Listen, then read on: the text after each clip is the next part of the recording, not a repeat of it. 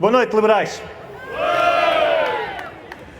Como a Catarina acabou de dizer, há 2 anos, parece que já foi há tanto tempo, há 2 anos, o primeiro arraial da liberdade, o primeiro arraial da iniciativa liberal, fez para afirmar a liberdade. Um grito de esperança contra as restrições à liberdade, um grito de esperança contra uma interpretação constitucional que retirava direitos, liberdades e garantias.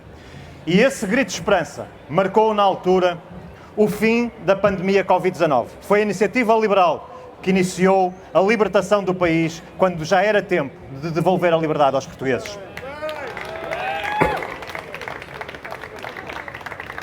E agora, 2 anos depois, aqui estamos outra vez, e agora também é um momento de gritarmos outra vez liberdade. É outra vez o momento de gritarmos pela esperança. Desta vez uma esperança diferente. Uma esperança contra aqueles que nos dizem que o país tem de ser assim, que o país não pode ser diferente, que temos que nos contentar com pouco, que não é possível crescer, que os portugueses não podem crescer pelo seu trabalho. É esse grito de esperança que aqui estamos a dar hoje, é contra esse conformismo que hoje nos manifestamos em festa pela liberdade.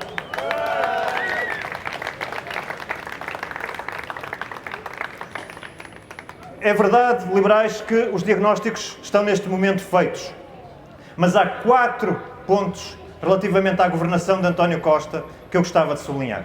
São 4 pontos que foram os trunfos de António Costa relativamente à sua governação durante estes 8 anos. Primeiro ponto. Ao longo de 8 anos, António Costa falou da reversão de medidas, das medidas que tinham sido tomadas até 2015. Segundo ponto, António Costa falou da recuperação de rendimentos. Terceiro ponto, terceiro trunfo que António Costa tem utilizado, a cooperação, mais que a cooperação, a cobertura institucional que o Presidente da República lhe tem dado. E quarto trunfo que António Costa tem utilizado, a estabilidade que lhe é dada por uma maioria absoluta. Comecemos pelo primeiro, pela reversão das medidas. Qual é a medida emblemática desse pacote de reversão? É a reversão propriamente dita da privatização da TAP. E agora olhamos ao fim deste tempo e vemos qual foi o resultado que trouxe ao país essa medida de reversão da TAP. O que é que temos? São 3.200 milhões de euros dos portugueses enterrados na TAP, sem hipóteses credíveis de retorno. 3.200 milhões é muito dinheiro. Dá, por exemplo, para cerca de 30 hospitais do Oeste. É muito dinheiro que os portugueses perderam nesse negócio ruinoso.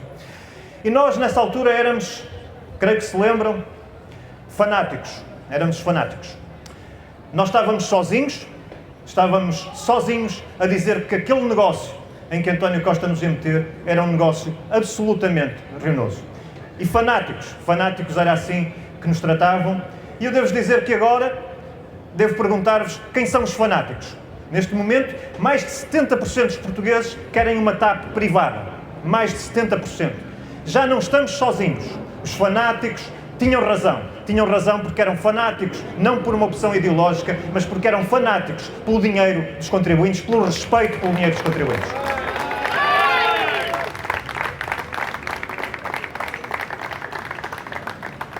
E nós cá estamos a celebrar o nosso arraial, com esperança, com determinação, com confiança no futuro, e quem nos chamava fanático já teve que sair do governo de forma envergonhada, depois de uma prestação miserável na gestão da TAP.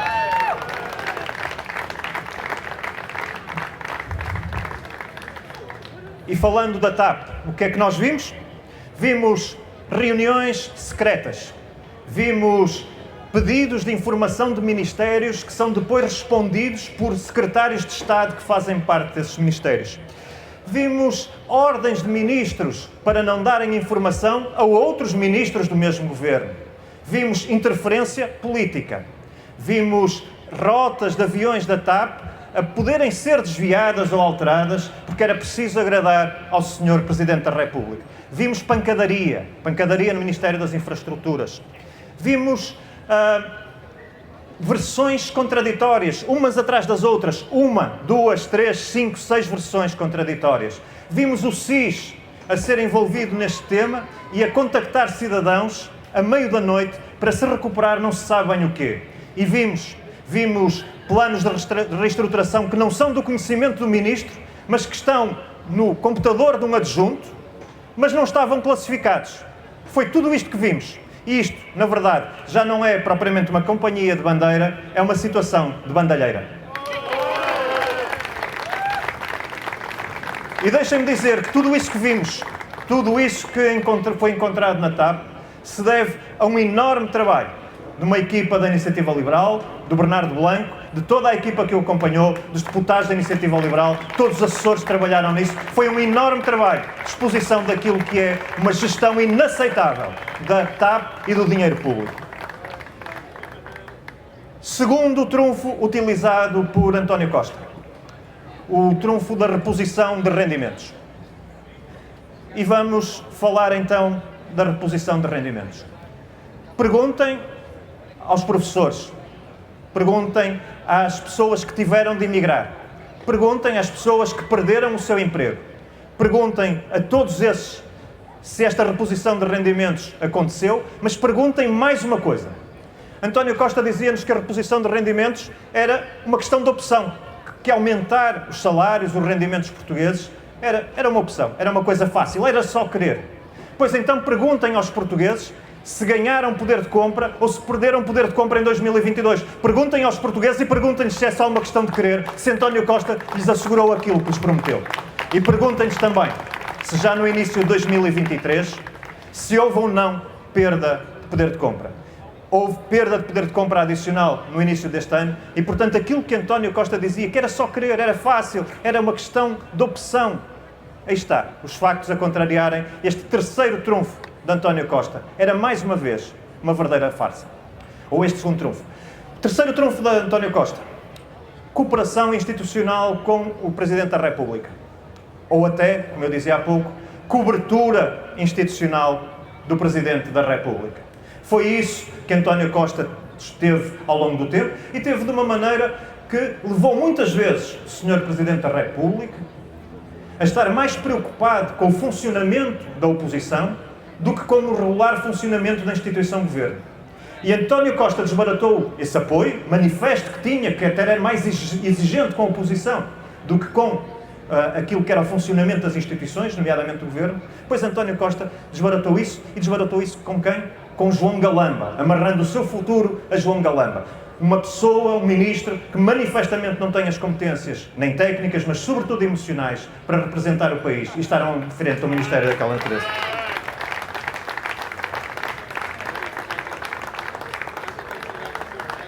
E quarto trunfo de António Costa, a estabilidade. A estabilidade que lhe é dada, ou que lhe seria dada, pela maioria absoluta.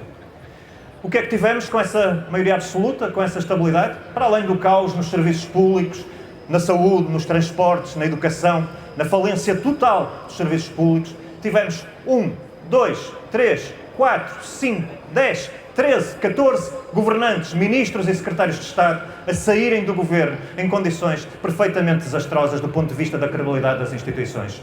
E, portanto, vocês sabem, às vezes os políticos fracos fazem uma espécie de chantagem com os eleitores, quer dizer-lhes ou eu ou o caos. António Costa está tão fragilizado que já não pode dizer sequer isso, porque o caos está instalado no seu próprio governo. O caos é António Costa. E, portanto, esses 4 trunfos que António Costa teve ao longo de 8 anos, desbaratou-os, perdeu-os. E esta maioria absoluta já não serve, na verdade, para nada que não seja António Costa manter-se agarrado ao poder. É este governo destrunfado, este governo que perdeu as suas bandeiras, que perdeu qualquer credibilidade, que neste momento está à frente do país. E como perdeu credibilidade, perdeu soluções, perdeu tudo aquilo que era a razão de ser, querem-nos convencer de uma coisa. Querem-nos convencer que, de facto, o país não pode ser diferente. Querem-nos convencer que o país não dá mais. Querem-nos convencer que não podemos crescer mais, que os portugueses não podem crescer mais pelo seu trabalho, que não têm direito a novas oportunidades diferentes para crescerem pelo seu trabalho. Pois é essa situação de conformismo, de discurso que impede os portugueses de crescerem, porque os obriga a conformarem-se com tudo isto que temos, e é tão pouco para aquilo que poderia ser, É contra esse conformismo que nós hoje aqui estamos a combater. É contra esse conformismo que hoje nos manifestamos com confiança, porque nós confiamos nos portugueses, confiamos no futuro, confiamos em Portugal e por isso estamos aqui neste arraial a celebrar o futuro do Portugal.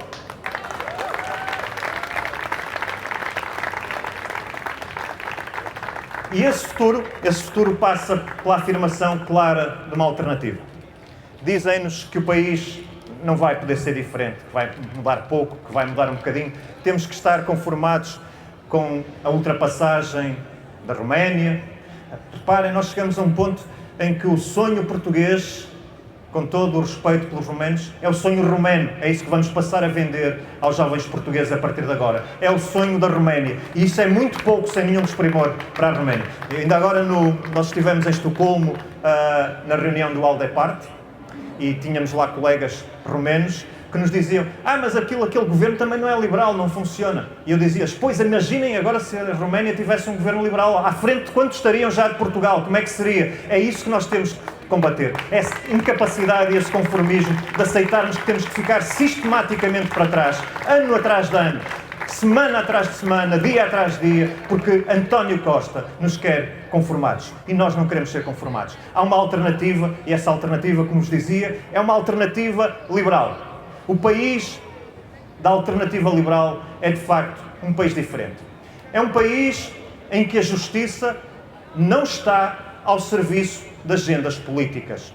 É um país em que há um tempo da justiça e há um tempo da política. Mas, meus amigos liberais, o tempo da justiça, num país e numa alternativa liberal, é muito mais rápido do que aquilo que temos agora. E no país da alternativa liberal,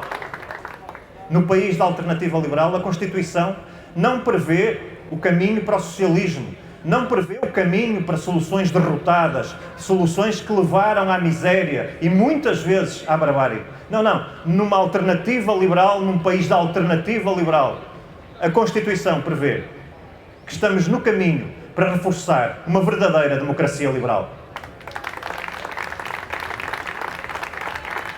E no país da alternativa liberal, não aceitamos na Constituição que existam limitações adicionais à liberdade dos portugueses. Alterações como confinamentos administrativos, confinamentos impostos sem sequer ser envolvida a Assembleia da República ou serem envolvidos os tribunais. Foi contra esse abuso que nós estivemos cá há 2 anos, é contra esse abuso que cá estaremos para lutar, se for preciso, contra o PS e contra o PSD. E no país da alternativa liberal, nós não aceitamos que centenas de milhares de votos de portugueses sejam deitados ao lixo. Não pode ser. Isso não é uma democracia plena, não é uma democracia que representa todo o país. Nós não podemos falar de abstenção, de combate à abstenção, de desertificação do interior e depois termos 700 mil votos dos portugueses deitados ao lixo. No país da iniciativa liberal, no país da alternativa liberal, há um sistema eleitoral que prevê, por exemplo, círculos de compensação para que esses votos possam valer, para que esses votos possam representar.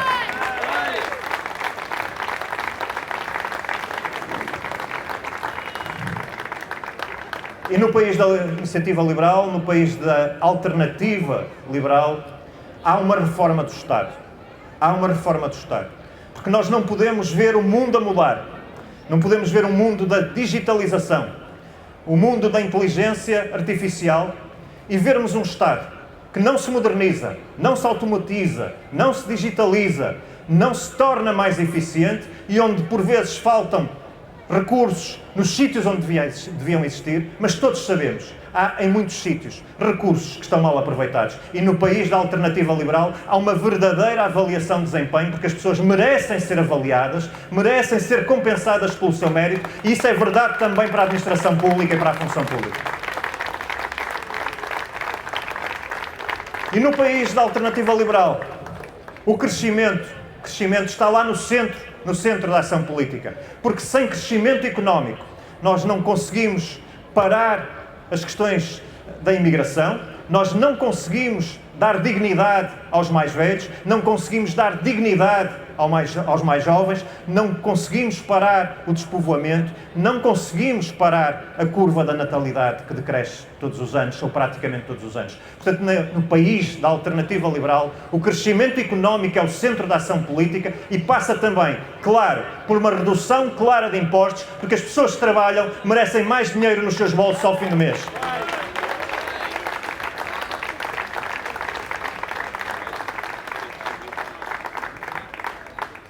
Liberais, este arraial é, como vos dizia, um grito de esperança.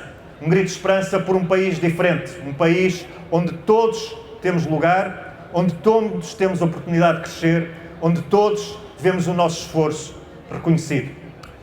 Liberais, o Pedro Nuno Santos já se acabou, o João Galamba está-se a acabar e o António Costa já não tem nada para dar. Liberais, bom arraial, viva Portugal, viva a Iniciativa Liberal!